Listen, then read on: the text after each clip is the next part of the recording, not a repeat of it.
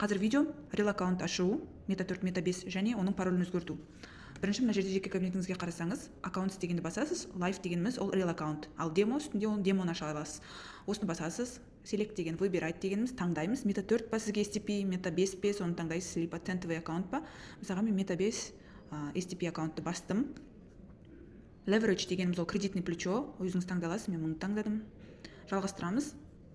Осылай аккаунтыңыз ашылды, және сізге мында көрсетілген өзіңіздің регистрация жасаған почтаңызға логин пароль барлығы жіберіледі, бірақ сонда да мына жерден копировать етіп заметкеға, телефонға немесе да өзіңіз қойып алғаныңыз дұрыс, сақтап алсаңыз жақсы. Мына жерде логиніңіз көрсетіліп тұр, 999 деп басталған серверіңіз. Оны мета 5-ке кіріп, просто ду деп жазсаңыз, добавить существующий аккаунт деген жерге ду деп басып, осылай шыға келеді, соны таңдап кіресіз, рел аккаунт деп. Мына жерде мне 1000 деп тұр, кредитный плечо. И мына парольді қолданамыз, бірінші парольді.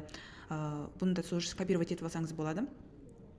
Инвестор пароль дегеніміз, ол трейдинг жасай алмайды, просто осы рел аккаунтта қандай ордерлар ашылып жабылып жатыр, сырттан просто бақылап, инвестор сияқты қарап отыруға арналған. Сондықтан трейд жасау үшін осы бірінші парольді аламыз.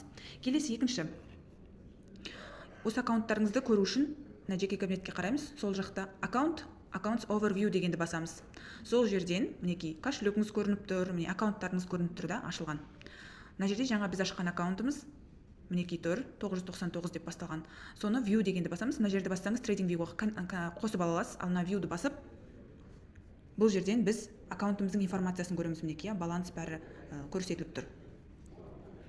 Енді мына жерде сіз пароліңізді өзгерту үшін өзіңізге ыңғайлы немесе ұмытып қалсаңыз, трейдинг платформ паспорт дегеніміз, соны таңдап, change деген өзгерту деген сөз, сол жерден өзгертуді басып, жаңа пароль жасап алсаңыз болады өзіңізге ыңғайлы. Ал екінші мына жерде мысалға сіз қателесіп 100 таңдап қойдыңыз да, кредитный плечо, либо 300 таңдап қойдыңыз, немесе сізге азайту керек, үлкейту керек болса, мына жерде leverage дегеннің қасында request new leverage деп тұр, соны басып, өзіңізге керек мына жерден кредитный плечоны таңдап, запрос жасап өзгертіп алуға болады.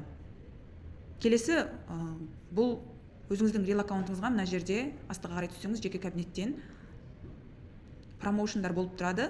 Осы жерден үнемі шығып тұрады. Қазіргі актив промоушен ол бонус екен.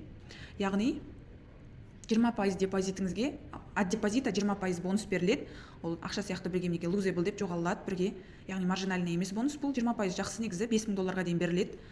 Яғни әр салған сайын қосылып отырады, максимум $5000 бонус беріледі. Мына жерде click to join дегенді басып, деп басасыз, мына жерде yes, и на галочканы басып, қосылғаннан кейін барып, на continue'ді басып қызыл.